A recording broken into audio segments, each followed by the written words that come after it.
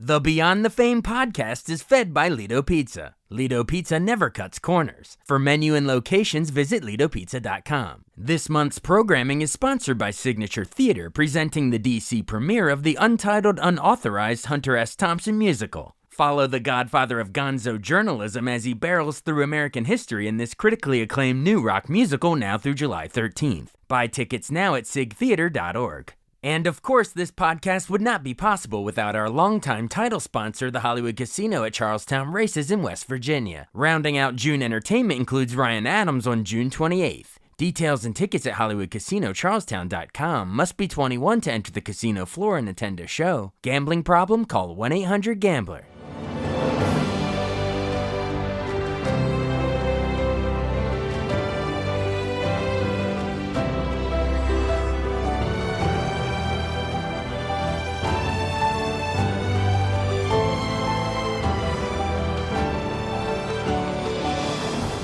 Welcome to the newest episode of Beyond the Fame with Jason Fraley. I'm your host, Jason Fraley, picking the brains of the top filmmakers, musicians, and artists of our time. The Beach Boys rocked the Virginia Arts Festival in Williamsburg, Virginia this Sunday with heavy hearts after the death of Brian Wilson last week. I spoke with longtime lead singer Mike Love on two separate occasions, first when the Beach Boys played the Kennedy Center back in 2016. I'm here with Mike Love, lead vocalist for the one and only Beach Boys, who will be performing with the NSO Pops at the Kennedy Center. Mike, thanks so much. It's an absolute honor. Oh, wow. Well, I'm speaking with the one and only Jason. You're darn right. Great. The Kennedy Center with the NSO has done a lot of these events as of late, and they just had one with Boyz II Men. They had one with Kendrick Lamar, Nas. It ranges all different genres. Have you guys ever done it with an orchestra before? Oh, yeah, we've done several. In fact, earlier this year, we played with the Hong Kong Philharmonic. Wow. For 2 nights in Hong Kong. That was pretty amazing. But we've done them all over the place, in Louisiana and Nebraska, just all over the place. But this is the first time. Well, we did play with the backing of the National Symphony Orchestra on Memorial Day weekend when we did the PBS special at the steps of the Capitol. Right. Yeah. So that was pretty neat. I mean, they backed us up. We sounded awfully nice. They're really a great orchestra. But this is going to be a complete show, whereas the Memorial Day PBS special was a variety show. This is going to be an evening with the Beach Boys and the National Symphony Orchestra at Kennedy Center. So that's going to be awesome. Yeah. For our listeners that maybe have never gone to something like this, explain how sort of goosebump, chill-inducing it's going to be to hear all of your guys' great harmonies with a live orchestra. Well, what is incredible is, I've always felt that, for instance, California Girls, the opening of California Girls is like an overture in itself. It's true. And, my cousin Brian, around that time in 65 and 66, when we did the Pet Sounds album, we're celebrating the 50th anniversary of that, there were a lot of symphonic or instrumentation that's ordinarily, consigned to just symphonies, but we used it in our rock or our pop music. So, for instance, the opening strains of California Girls is magnificent with an orchestra. Wouldn't It Be Nice is phenomenal with an orchestra. God Only Knows is incredible with the orchestra. Yeah. And we have an arrangement of In My Room, one of our really beautiful ballads, that is just the orchestra plays it. We don't even sing on that one. Oh, wow. But it's incredibly beautiful. So it's something that my mother would have just loved to have heard because, she was so into music. She was into opera and symphonies and all that, and that was what, music has been a fact of life since we were born in this family. And of course, the Beach Boys is primarily a family group. There's myself and my first cousins, Brian, Dennis, and Carl Wilson. That's what got us started at family gatherings, like Christmas parties and stuff like that, and birthday parties, and every special occasion always involved music. Yeah. So our doing this with the symphony is just just another dimension of the Beach Boys and hearing the Beach Boys in a way that's so phenomenal. Yeah, I spoke with Brian Wilson. He and his wife came, I guess, last year to the National Press Club around the time that Love and Mercy came out. Amazing movie, by the way. I still think underrated. I don't think it got enough attention. But yeah, I mean, I remember Brian saying the music came from God. He said that he just closed his eyes and it came down onto his hands, onto the keys, and just listening to him talk about his process was amazing. But just all these years later, you mentioned it's the 50th anniversary of Pet Sounds, and it goes down as one of the greatest albums ever. But what are your memories of putting that one together? There was no way to know ahead of time what it would be, but did you have a sense at the time as you're cutting it of this could be something special? Well, we knew it was special because the orchestrations and the arrangements and the musicianship for the tracks were done by the best musicians in the West Coast at that time. We were on tour in Japan. When we came back from Japan, because Brian Wilson ceased to tour with the Beach Boys in 1964. Mm-hmm. I mean, occasionally he'd come out over the years and do some shows, but he retired from touring to devote himself full-time to production, mm-hmm. writing and arranging and producing albums. So that left us as the touring group, myself, Carl Wilson, Dennis Wilson, Bruce Johnston, Alan Jardine. We would all go and tour. We came back from Japan, and we were sent acetates, which are like a record, but they're just made right there in the studio. Right. They're not mass produced. They're acetates at the time, and we would play. Nowadays, you'd send an MP3 or something on your cell phone or to your computer and play it. But those days, it was like a little record. And in fact, Bruce Johnston took an acetate of the Pet Sounds album and played it for John Lennon and Paul McCartney in England. Wow. And they heard it and they were very impressed and got busy on their Sgt. Pepper's album. We knew the songs were going to be special because the orchestration and the arrangements were brilliant, and we came in and did all the vocals. We sang all the vocals. We worked very hard on all the vocals. And there is a CD that exists, a box set that just has the vocals alone. And when you listen to that, it's pretty incredible how phenomenal the vocal arrangements are. That's awesome. Yeah, you mentioned playing the acetate for John Lennon and Paul McCartney. I think I read somewhere that McCartney said "God Only Knows" was his favorite song or the best written song, something like that. He was just in all of it. Yes. He's been very generous in his praise. Do you think there was a little back and forth influence there? Do you think that them hearing that influenced Sgt. Pepper at all?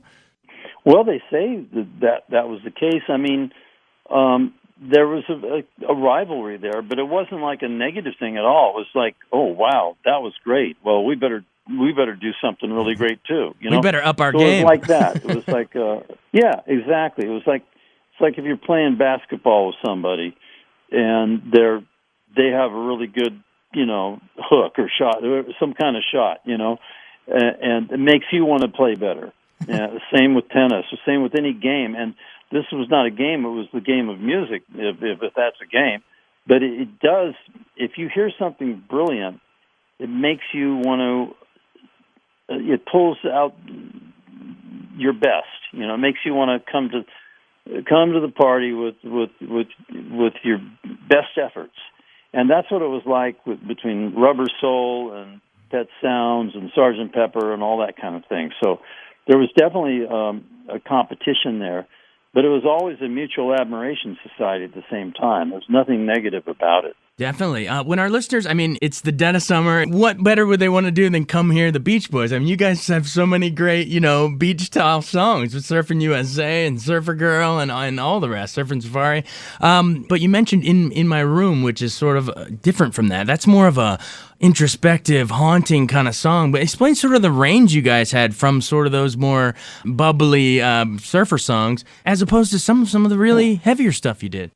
Well, in life, our music kind of emulates life in a way. Life you have your moments where you're introspective or melancholy. Yeah. Maybe something didn't go so right, or maybe you're concerned about your life and what it's going to become or what it has become or whatever.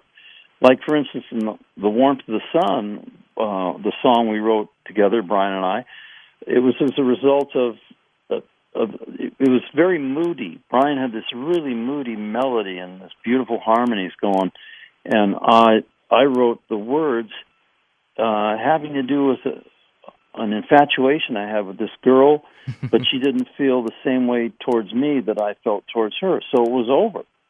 It wasn't happening. Yeah. But you had at least felt that love, and so it was something that I paraphrase it as, it was an analogy. The warmth of the sun became the memory of having felt that way. Wow. Even though it's over, it never really happened.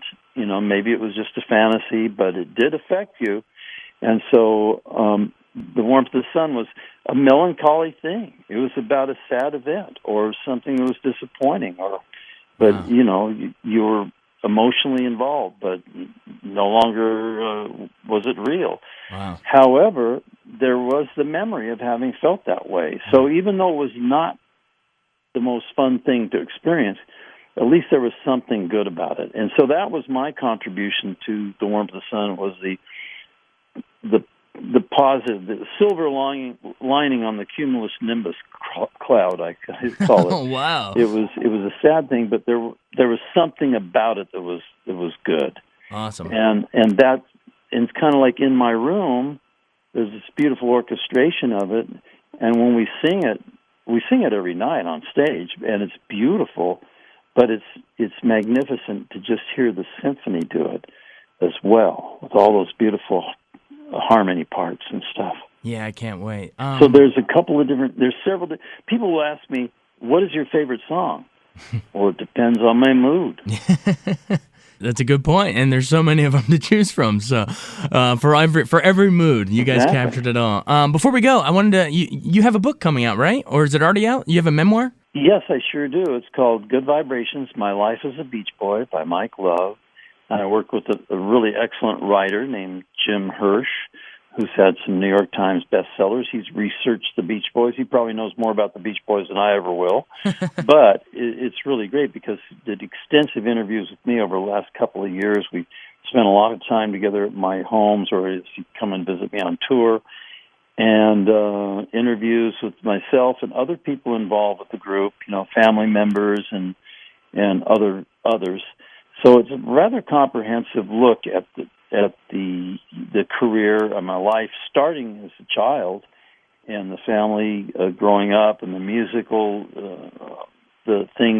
musical environment in which I grew up, and culminating in just last year's Christmas get together. I mean, it's pretty comprehensive, and it addresses, from my point of view, in my voice, what went on with the group, what my contribution was, and there, it wasn't always easy to think about it or write about it, and I did an audio book too. I read it out. It took me 3.5 days to read the book at my recording studio in Lake Tahoe, my home in Tahoe, and it was emotional. In some parts of it was just really upbeat and cool because we're talking about really fantastic, positive things, like Good Vibrations going to number 1 in 1966 and voted number 1 group in Great Britain, number 2 being the Beatles, number 4 the Stones. And so, Wow. I mean, there's really highs, but there are also some emotional things, like the passing of my cousin Carl Wilson, who was such a dedicated musician and first cousin, known all of his life. I was older than he, and a lot of the disappointments in not being credited for some of the songs that I had written, which I ultimately had to go to court to establish authorship. Wow. Which was a bummer, but it had to be done. Yeah. And so there's things that are not so pleasant to recall, and they're like maybe the death of my sister, who passed away from cancer, or my father, or these are emotional things in a person's life. Family members, getting sick and passing away, and there's ups and downs, but by and large, I mean, you have to, if you're going to be objective about it, what the Beach Boys have done musically is given so much pleasure, happiness, and positive gift to so many millions of people that I think if you get hung up on the not so great part, you're missing the bigger picture. And the bigger picture is a fantastic, almost miraculous body of music that is uplifted and entertained so many people for so many generations now, worldwide. So that's what I primarily choose to focus on. I've always been one to try to accentuate the positive, even if things weren't so great. I have a lot to be thankful for, in spite of all the things that you could get hung up on and be depressed about. Because I choose to put my attention on, what I'm doing today and tonight and next week when we come to the Kennedy Center, and all these, I think if you accentuate the positive and be appreciative of life's gifts, I think you're a lot better off, Well, I love that outlook. It's amazing, and hopefully we can all go and maybe if some people are feeling down, they'll come out with that same outlook after seeing you guys. We appreciate your time. Thanks for sharing your life in the book and the memoir as well, and also for coming to the Kennedy Center. It's going to be a great show, and it was awesome talking to you. Well, thank you, Jason. Thanks a lot for putting me on your part of the programming. Well, and thanks for all the music over the years. It really has touched so many of us, and it's, to me, I mean, your guys' catalog is unrivaled. It is amazing. Yeah, thank you, Jason. Talk to you later. Talk to you again sometime, I hope. Wouldn't you know it, we did speak again when the Beach Boys played at Capitol Fourth in Washington, D.C. in 2018. Mike Love, hey, thanks so much for taking the time to join us. Hi, Jason. Well, it's always good to be on the air whenever it is on the air in Washington, D.C. Yeah, we actually, I think we talked to you a couple years ago. I think it was like 2016. You came and did a thing at the Kennedy Center with the NSO. So it's great to talk to you again. A Capitol Fourth down on the National Mall for the annual 4th of July concert and fireworks. It's one of the great reasons to live in Washington, D.C. It's to come to this thing. Explain how cool it is that you have John Stamos hosting this year, and he's done some Beach Boys shows with you, right? He certainly has. John Stamos has been coming out to see us since we did a show on the Monument grounds in 1985. He was Blackie on General Hospital, but now he's more known as Uncle Jesse, of course. And he did a great job last year. He emceed the show, and they asked him back this year, and they asked us back as well, which is great. 2 years in a row on the Capitol Fourth. We're really honored and excited. Well, I mean, Beach Boys music, it just goes perfect with the idea of a patriotic holiday, a nice warm summer night with fireworks. It's perfect for the Beach Boys. What Beach Boys songs might we hear? I know you don't want to spoil everything, but give us a taste. Well, one of the more interesting things, I think, is we've talked to Jimmy Buffett, who's also going to be on the show, about joining us on our song Kokomo. Whoa. And I think he's up for it. I can't be 100% sure until we actually have done it, but if the talk is leading that direction, I think that would be a lot of fun. And, of course, the Temptations are going to be on the show, and we've done concerts with those guys going back for decades, and they're fantastic. I mean, Motown music, it's unbelievably great. And then the Pentatonics are on the show, too. So, I mean, you're going to have vocal sessions, like, incredible performances, I think, and backed up by the National Symphony Orchestra. How bad can that get, huh? Oh, it's going to be wonderful. It's going to be epic for sure. Explain why you guys chose Kokomo for Jimmy Buffett. I mean, he's got a lot of those island songs, so it's just a natural fit having him singing, Aruba, Jamaica. I think it makes sense.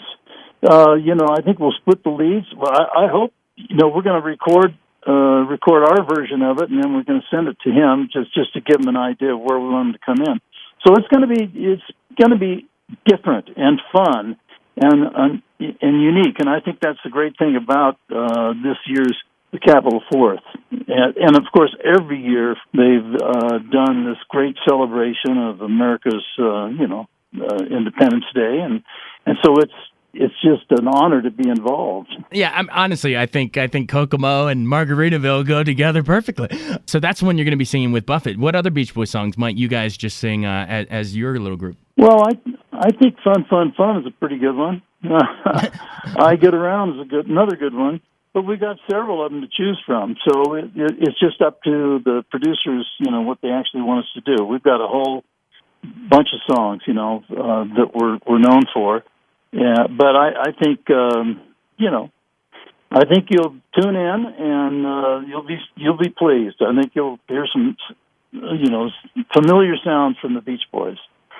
Absolutely. And I think we also have a Broadway legend and a D.C. native at the show this year, Chita Rivera. She played Anita on the original West Side Story, which I don't know if you knew, Mr. Love, that West Side Story started here in D.C. before it ever went to Broadway at National Theater. That's fantastic. I really didn't, but she's an icon, that's for sure. And CeCe Winans, the gospel singer, she's won multiple Grammys. Mm-hmm. She's going to be on it. Renee Fleming is the soprano, beautiful soprano voice, and the violinist Joshua Bell, he's playing with the symphony orchestra, and it's just going to be a fabulous show. I mean, talk about something for everyone. There's country music, with Luke Combs and Laura Molina. So, there's going to be something for everyone on July 4th to tune in to. Yeah, it's going to be great. Is it true that that Paul McCartney said "God Only Knows" is his pick for the best song ever written? And what does that make you feel every time you hear an icon like that hold you guys up in such high regard? Well, nobody's been more wonderful about our Pet Sounds album in general, and God Only Knows specifically than Paul McCartney, and that's a great honor because. I mean, nobody's more prolific and a better songwriter than Paul McCartney. So it's wonderful. We've always had a wonderful, if some people thought it was a rivalry, that's great, but it was more of a mutual admiration society. Hey, absolutely. That's if it is a rivalry, that's a healthy one, and I know good vibrations going back and forth in both directions. And you guys just elevated each other's games. I mean, Pet Sounds with Beach Boys, and then the Beatles stuff they did. I mean, you guys, it was almost a one-upsmanship. So I'm glad that rivalry existed, if that's what it was. Gave birth to a lot of great stuff. A lot of great things came out of that. Absolutely. And that time period, the '60s, was so rich with music. I mean, the Temptations and all of Motown, for instance, along with the Beatles, along with the Beach Boys, a lot of fantastic music. And so we're just thrilled to be able to still have our songs appreciated to this day. Absolutely. Well, God Only Knows was Paul's favorite. Do you have a personal favorite one? They're all such great songs, but I think California Girls is incredibly great. I love that song. I think it's fantastic. I wrote all the words, and my cousin Brian did the track with the great musicians in L.A. called the Wrecking Crew. And so, that's one of my favorites. But there's many, many favorites, Surfing USA, Good Vibrations, I Get Around, Fun, Fun, Fun, Help Me Rhonda. And, California Girls is right up there, though. Yeah, I mean, and even like In My Room, I think so underrated. I just love so much. It's funny when we actually talked to Brian Wilson when that movie Love and Mercy came out a couple years ago. Brian was in D.C. and we asked him the same question, and he said California Girls as well. So you guys have a consensus there. It is such a great song. Yeah, thank you. Speaking of which, what did you make of that movie? Was that pretty accurate? Was it? Do you think it'll get a new generation back into you guys' music? I don't know. It's more like about Brian and his ups and downs with his psychiatrist and his relationship with his wife and stuff. It's not so much of a documentary of the Beach Boys per se, right. So I don't know, but we just did an album with the Royal Philharmonic Orchestra, and from London, and they did about 14 songs of ours on the album, mm-hmm. and it is wonderful. So, like, being with this National Symphony Orchestra this July 4th, it just further perpetuates the variety of ways in which people can appreciate the Beach Boys music. So whatever my cousin Brian and I did, going back as far as 5 decades, going forward to, our most recent number one hit was Kokomo. That was 30 years ago. So it's miraculous and wonderful that our music is appreciated as much as it is to this day. Well, it's just timeless. I honestly think the type of music you guys made, it's just going to be around forever, if you ask me. At least I hope so. It is the perfect summer music, and it works year-round, too. So who is the current group of Beach Boys that's performing? Is Brian going to be there? No, he does his own thing, and so he had a back operation. I'm not sure how he's feeling right now. Right. But he just had a birthday. I think it was yesterday, and we posted a nice little post, a happy birthday post to him. But no, we have separate groups, and we travel. I'm the lead singer of the Beach Boys going back to the beginning when we started, and of course Bruce Johnston is with us. He joined us to take Brian's place, because Brian actually he quit the Beach Boys touring band in 1964, and Glenn Campbell came in for several months. So that's been there's been two Beach Boys groups, one in the studio and one on the road, and I've always loved the personal appearance part of it the most. Absolutely. You get to connect with the fans, and the live aspect's got to be great. All right, well, speaking of which, just sort of in closing, wrapping it up, why should our listeners come on out to the Capitol Fourth? It's something they can do every year, so I want to make sure that they, why should they not take it for granted and actually make sure they get out there again this year? No, it's absolutely the best produced, most wonderful show encompassing all kinds of musical tastes. It is really a top-notch situation. We're all blessed. We're blessed to be a part of it. But if you're able to make it out to the steps of the Capitol, then you absolutely do. It's a wonderful evening, and it couldn't be a better show. It's really got a great tradition, and it's for the greatest cause on earth, Independence Day for the United States of America. Absolutely. Why not celebrate it with the Beach Boys? That's America's apple pie right there. All right, Mike Love, thanks so much for joining us. You and your band are legends, sir, so it's always a pleasure. Thank you, Jason. Check out my previous Beach Boys episode with the late, great Brian Wilson in his own words in our archives at BeyondTheFamePodcast.com. Thanks so much for listening to Beyond the Fame with Jason Fraley. Our theme music is Scott Buckley's Clarion. Remember to give us a 5-star rating if you like what you hear. We'll see you next time.